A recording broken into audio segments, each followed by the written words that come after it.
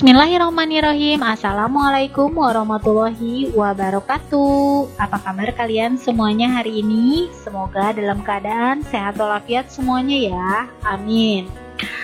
Oke anak-anak, di video kali ini Bu Sur masih membahas tentang pola bilangan ya, seperti pada video sebelumnya. Di sini Bu Sur bersama dengan Happy Math. Matematika mudah, matematika asik. Yes, saya pasti bisa. Di video sebelumnya, Bu Sur sudah menjelaskan tentang apa itu pola bilangan, kemudian macam-macam pola bilangan dan juga barisan bilangan. Nah, kalian bisa tonton lagi ya untuk mengingatkan kembali. Karena di video kali ini juga masih berhubungan dengan video sebelumnya ya. Tentang apa? Nanti kalian simak baik-baik ya. Di video kali ini, Bu Sur akan lebih menerangkan bagaimana pola bilangan itu bisa diterapkan dalam kehidupan sehari-hari ya.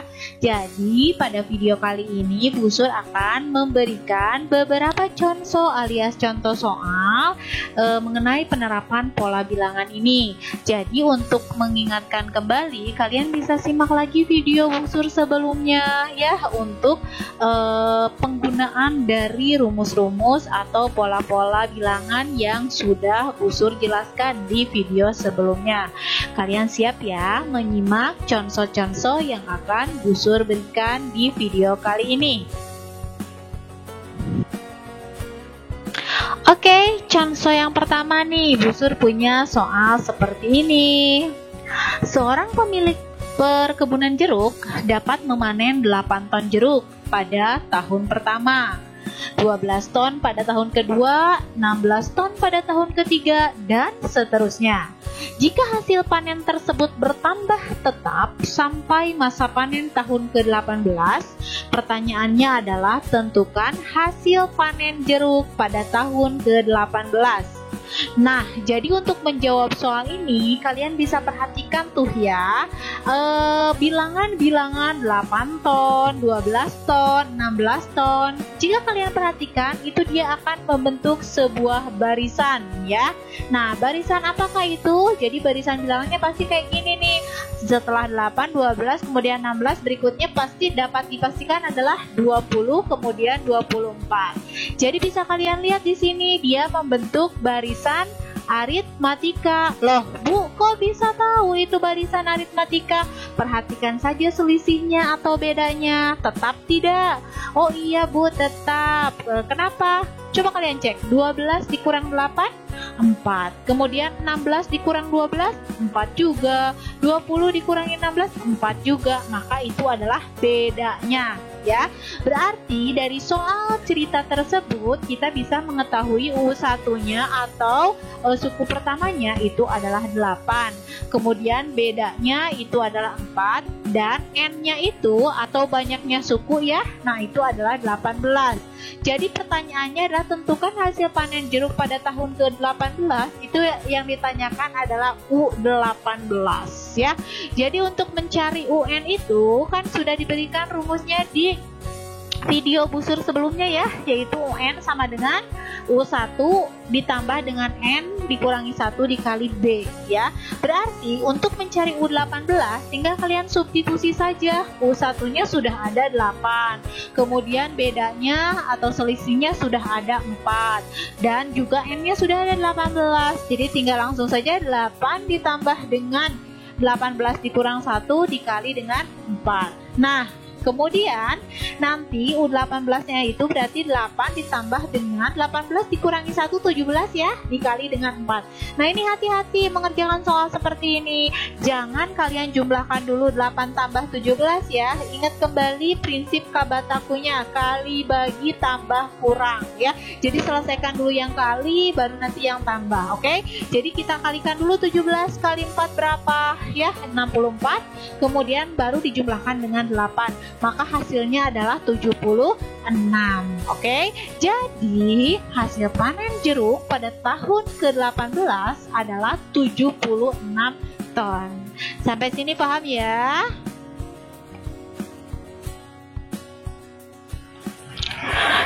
Contoh selanjutnya, busur punya soal seperti ini.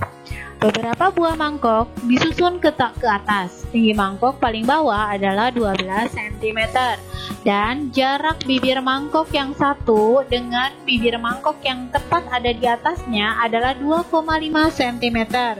Jika tinggi susunan mangkok seluruhnya 29,5 cm, tentukan banyak mangkok pada susunan tersebut.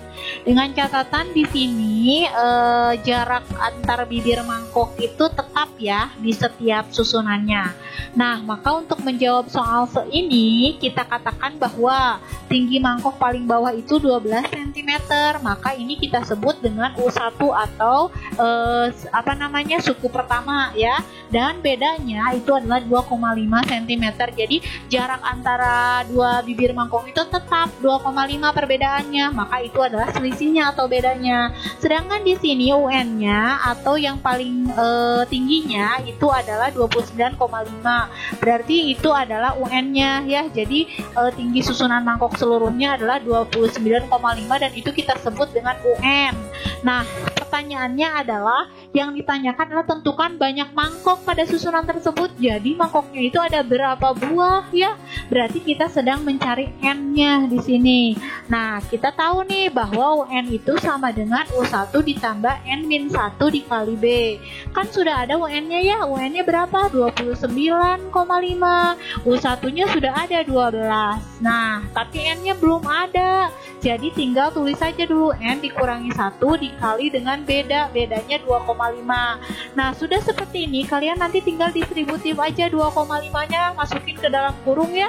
Jadi nanti hasilnya adalah 29,5 itu sama dengan 12 ditambah. Jadi 2,5-nya dikalikan dengan N, jadi 2,5 N dikurangi dengan 2,5 dikali 1. Jadi hasilnya adalah 2,5. Selanjutnya, kalian bisa mengurangkan 12 dengan 2,5 ya. Jadi nanti hasilnya 29,5 sama dengan dari mana 9,5? Kan 12 dikurangi 2,5 ya, yaitu 9,5 ditambah dengan 2,5 N. Nah, kemudian sekarang kita kumpulkan nih yang punya N dengan yang punya N dan yang tidak punya dengan yang tidak punya ya. Jadi nanti hasilnya adalah 2,5 N sama dengan 29,5 dikurangi dengan 9,5. Maka hasilnya 2,5 N itu sama dengan 20. Berarti sekarang kedua ruas tinggal dibagi dengan 2,5 ya. Maka nanti akan menghasilkan N-nya sama dengan 20 dibagi dengan 2,5. Jadi hasilnya N-nya itu adalah 8. Jadi banyak mangkok pada susunan tersebut adalah 8 buah. Sampai sini paham ya?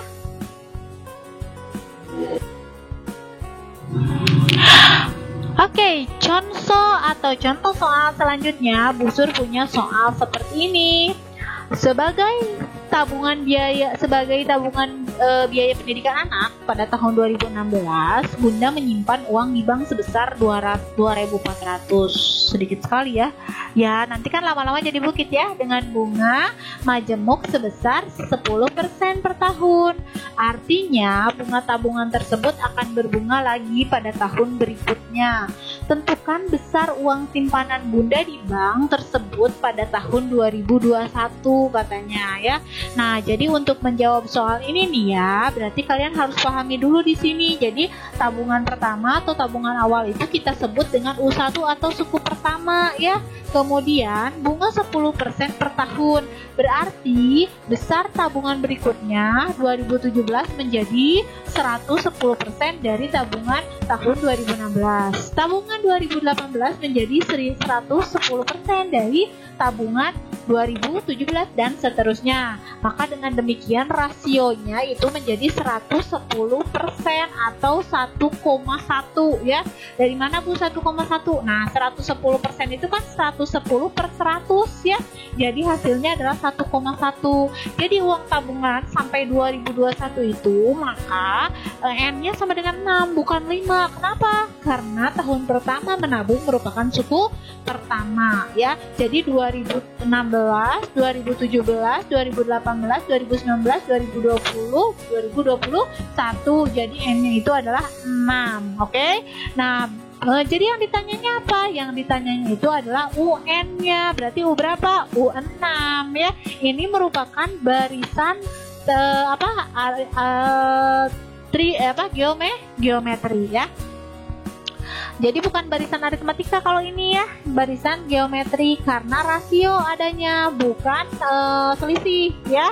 Jadi adanya rasio atau perbandingan. Berarti tinggal kalian substitusi aja tuh, U6 sama dengan U1-nya udah ada 2400 dikali rasionya 1,1 dipangkatkan dengan N-nya 6 dikurangi 1. Jadi nanti hasilnya adalah U6 sama dengan 2400 dikali dengan 1,1 dipangkatkan 5. Jadi kalian kalikan dulu tuh 1,1-nya sebanyak 5 kali, maka nanti akan menghasilkan 1,61051. Tinggal dikalikan dengan 2400, maka hasilnya adalah 3.865.224. Lumayan ya, 6 tahun dari asalnya 2.400 berhasil menjadi 3.800 lebih itu ya. Nah, maka tabungan atau besar simpanan Bunda sampai 2021 adalah 3.865.224 rupiah. Lumayan ya, bisa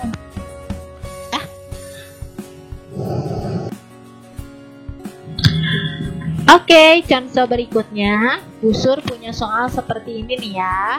Jumlah 3 buah bilangan bulat berurutan yang membentuk barisan aritmatika adalah 21. Hasil kali ketiga bilangan tersebut adalah 231. Tentukan bilangan terbesar di antara ketiga bilangan tersebut. Nah, untuk menjawab soal ini berarti kita punya kata-kata nih, ketiga bilangan tersebut membentuk barisan aritmatika. Kita misalkan saja barisannya itu adalah A dikurangi B, kemudian B dan juga A ditambah B. Kenapa Bu? Karena ciri dari barisan aritmatika itu adalah memiliki beda yang sama atau selisihnya tetap ya. Jadi yang pertama itu dikurangi B, kemudian A-nya kemudian ditambah B. Berikutnya berarti bisa ketahuan dong. Suku berikutnya berarti A ditambah 2B. Suku berikutnya berarti A ditambah 3B dan seterusnya ya. Nah, seperti itu untuk menentukan ciri dari barisan aritmatika. Berarti dari soal kita bisa tahu bahwa penjumlahannya adalah 21. Jadi kita tinggal jumlahin aja semuanya ya. Jadi A dikurangi B ditambah dengan A ditambah dengan A tambah B, hasilnya adalah 21. Kalau kalian perhatikan, itu sebenarnya tinggal dibuka kurungnya, B-nya habis ya. Kenapa? Karena yang satu negatif B, yang satu plus B, berarti B-nya habis. Jadi sisanya tinggal A ditambah A ditambah A. Jadi hasilnya adalah 3A, sama dengan 21. Kalau sudah seperti ini, tinggal kedua ruas dibagi 3 saja ya, kita dapat A. Jadi A-nya itu adalah 21 dibagi 3, jadi A-nya kita peroleh 7 ya. Sudah dapat tuh A-nya.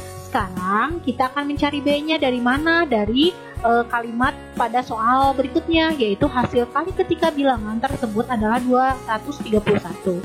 Jadi tinggal kalian kalikan saja ketiga bilangan itu, tetapi di situ A-nya kan sudah diperoleh. Jadi kita tinggal substitusi saja nilai A-nya.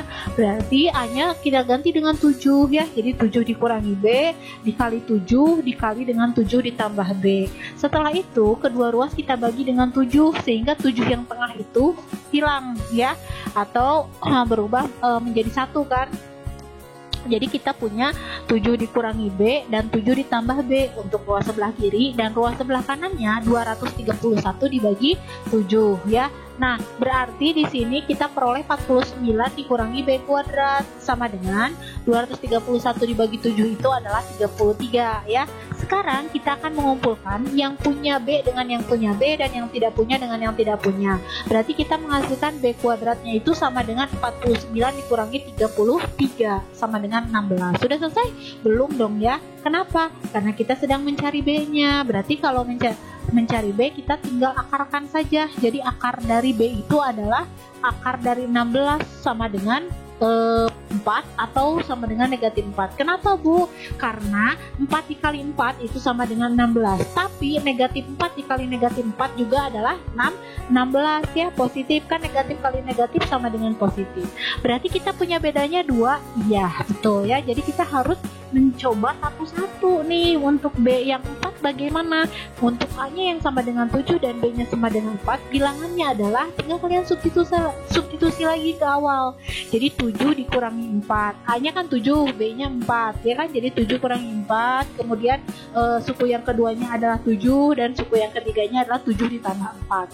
Jadi nanti hasilnya itu adalah bilangannya 3, 7 dan 11. Sedangkan untuk B-nya yang sama dengan negatif 4 ya, tapi A-nya tetap 7, berarti kita punya 7 ditambah negatif 4, 7 dikurangi negatif 4 berarti jadi tambahkan ya. Jadi 7 tambah 4 adalah 11, kemudian suku keduanya tetap 7 dan suku ketiganya 7 ditambah negatif 4 berarti 7 dikurangi 4, 3. Nah, kalau kalian perhatikan di situ ada sukunya sebenarnya tetap ya, yang awal dan yang akhir tinggal ditukar aja ya kan, 3 dan 11. Tapi tetap kesimpulannya bilangan yang terbesarnya adalah 11. Sampai sini paham ya? Oke, terima kasih banyak kepada kalian yang sudah menyaksikan video busur dari awal sampai akhir ya. Tetap semangat kalian, jangan lupa mengerjakan latihan soalnya biar kalian tambah mantap ya. Jika ada yang ditanyakan, boleh kalian tanyakan langsung kepada busur. Tetap semangat, happy math, matematika mudah, matematika asik, yes saya pasti bisa. Kita berjumpa lagi di video selanjutnya. Dadah, wassalamualaikum warahmatullahi wabarakatuh.